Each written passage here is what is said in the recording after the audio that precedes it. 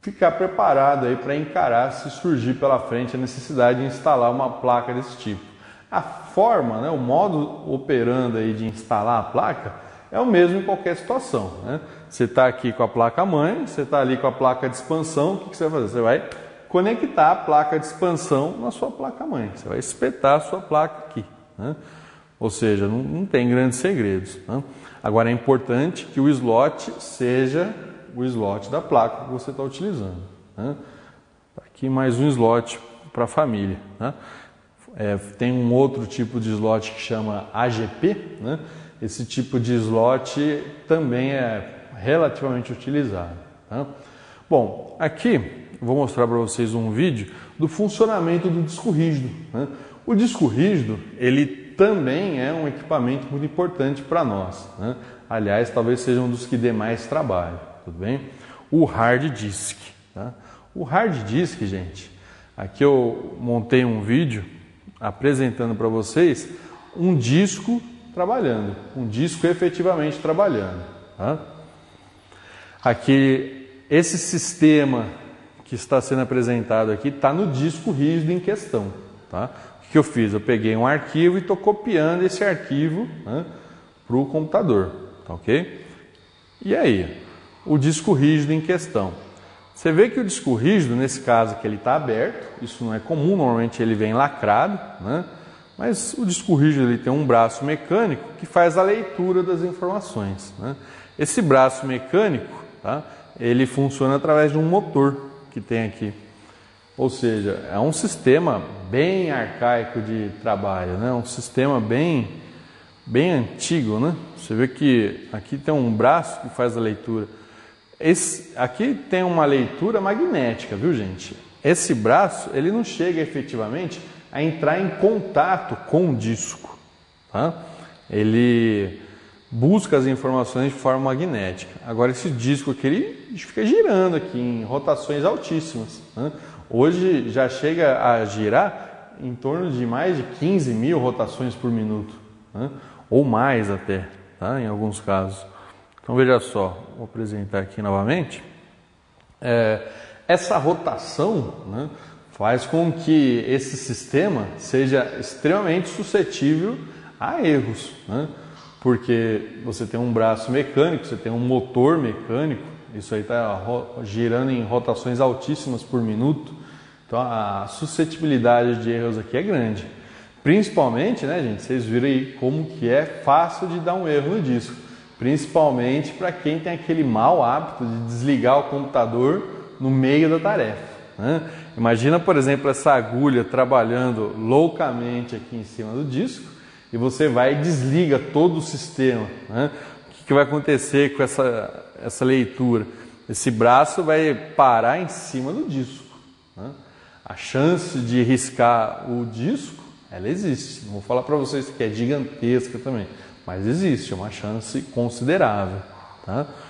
E riscou esse disco, a chance de danificar as informações que estão aqui gravadas, né, é muito grande, né? As informações estão gravadas magneticamente aqui, né?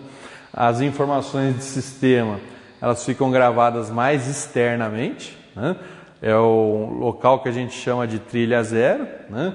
E as informações que você vai gravando ao longo das operações são gravadas mais internamente, né? Mais na parte interna do disco. Ou seja, quando você vai iniciar desligar, né? Por exemplo, aqui ele está trabalhando, né? Se você desliga ele de uma vez aqui, a agulha vai desligar em cima do disco. Agora, se você vai iniciar desligar corretamente, né?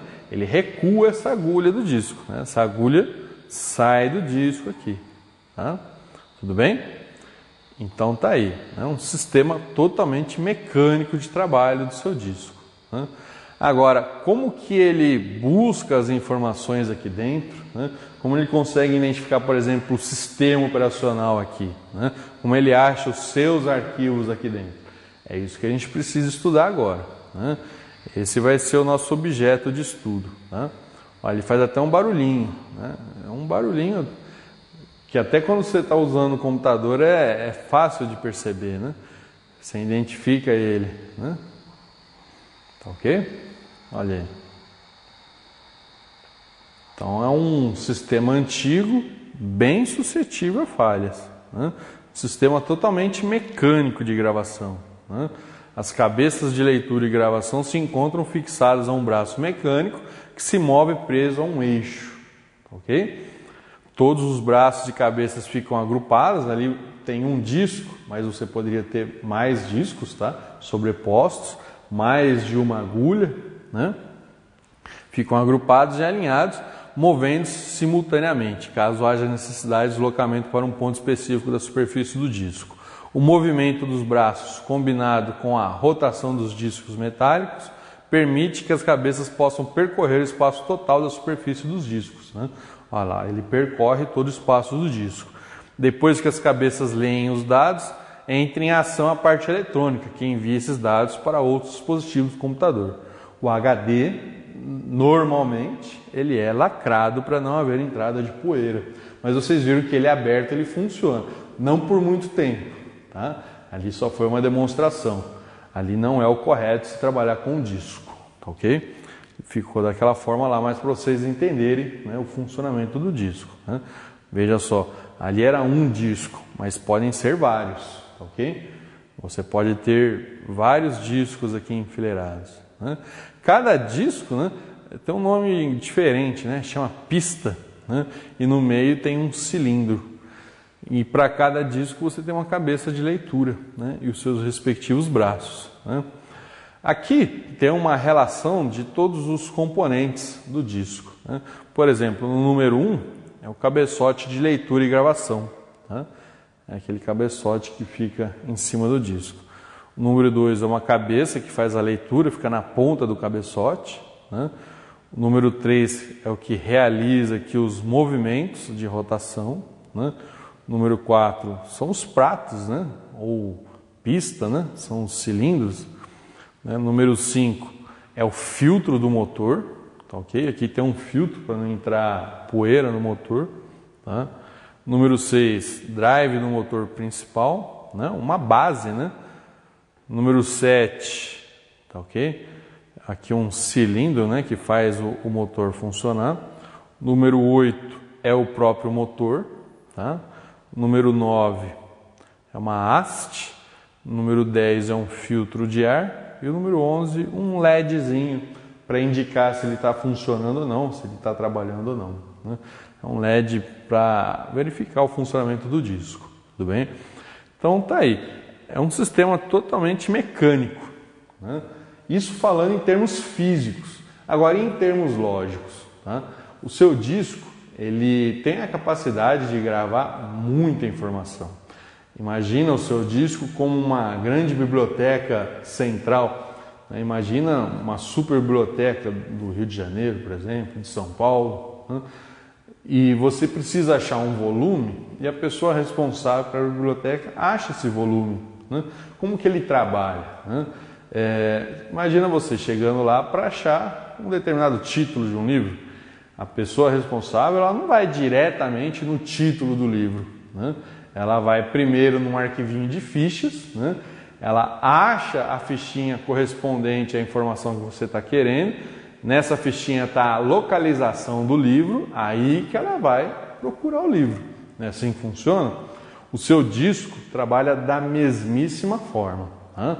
O seu disco possui um sistema, né, chamado LBA, né, que procura as informações baseado em endereços, baseado em localizações mesmo, em posições do seu disco.